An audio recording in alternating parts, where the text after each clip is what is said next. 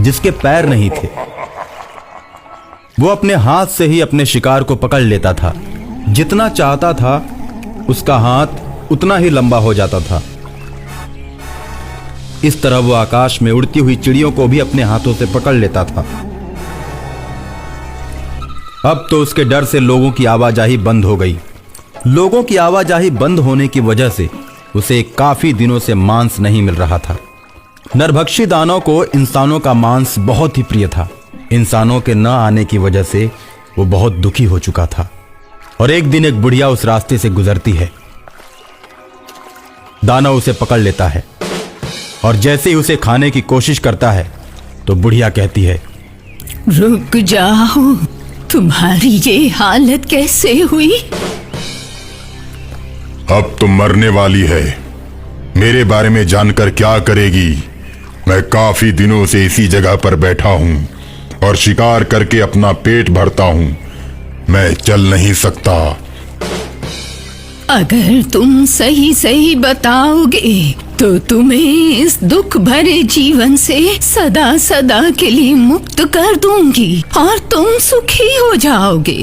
कहीं तुम मुझसे बचकर भागने के लिए तो ऐसी बातें नहीं कर रही हो? नहीं, मुझे मालूम है कि तुम यहाँ रहते हो। मैं तुमसे मिलने के लिए यहाँ आई हूँ। क्या तुम मुझे नहीं पहचानते? मैं तुम्हारी पत्नी हूँ। मैं तुम्हें इस जीवन से मुक्त कराने आई हूँ। मैं भी अब बुढ़ी हो गई हूँ। जब से तुम घर से गायब हुए तुम्हारा कुछ पता न चला। इस बीच तुमने ऐसा क्या किया जो तुम्हें ऐसी सजा मिली? मैं तुम्हें बहुत दिनों से खोज रही थी। जब तुम ना मिले तो मैं साधना करने लगी।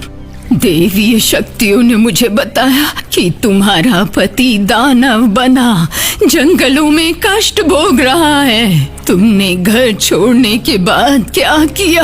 मुझे सब सही सही बताओ। घर छोड़ने के बाद मैंने बहुत सारे पाप किए।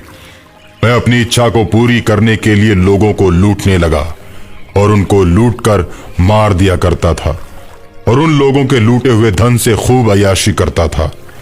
अचानक एक दिन मैं लूटपाट के इरादे से जंगल में था। तब तक चोरों का एक गिरोह आ गया और मुझे पकड़ लिया। मुझे पकड़कर चोरों ने मारना शुरू कर दिया। मैंने उनसे कहा कि मैं तुम लोगों की ही तरह हूं। मैं भी लोगों को लूटता हूं। तुम लोग मेरे साथ हो जाओ तो हम सब मिलजुल कर लोगों को लूटेंगे। लेकिन चोरों ने मेरी बात नहीं मानी और वो मुझसे बोले, लूटते तुम हो और बदनाम हम होते हैं। हम लोगों ने चोरी करना छोड़ दिया है, फिर भी पुलिस हमें पकड़ती है। तुम हम लोगों के साथ थाने चलकर सारी बातें बताओ। और मैं उन लोगों के साथ थाने नहीं गया। फिर उन चोरों ने गुस्से में आकर मेरा पांव काट दिया। अधिक खून बहने के चलते मैं मर गया और दानव बन गया और आज तक अपने गुनाहों की सजा पा रहा हूं और फिर भी गुनाह पर गुनाह किए जा रहा हूं।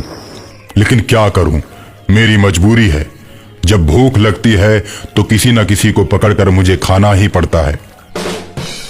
मैं तुम्हें इस कष्ट से मुक्त करा कर ही मानूंगी। पत्नी होने के नाते मेरा ये फर्ज बनता है कि अपने पति को कष्ट से मुक्त करवाऊं। पत्नी की बात सुनकर दानव बहुत खुश होता है। बुढ़िया पत्नी अपने पति की आत्मा की मुक्ति के लिए प्रयाग की तरफ चल देती है और प्रयाग के संगम तट पर पहुंचती है, जहां लोगों का जमावड़ा लगा हुआ है। कुंभ के मेले में साधुओं के पास पहुंचती है। तुम्हारे पति की आत्मा को मुक्त करने के लिए उसे शिव पुराण सुनाना पड़ेगा। बुढ़िया बाबा के पांव पकड़ लेती है। बाबा बुढ़िया के साथ चल पड़ते हैं और उसके पति को जाकर शिव पुराण सुनाते हैं। शिव पुराण समाप्त होते ही शिवलोक से एक दिव्य विमान आता है और उसके पति और बुढ़िया को साथ में लेकर शिवलोक में चला जाता है।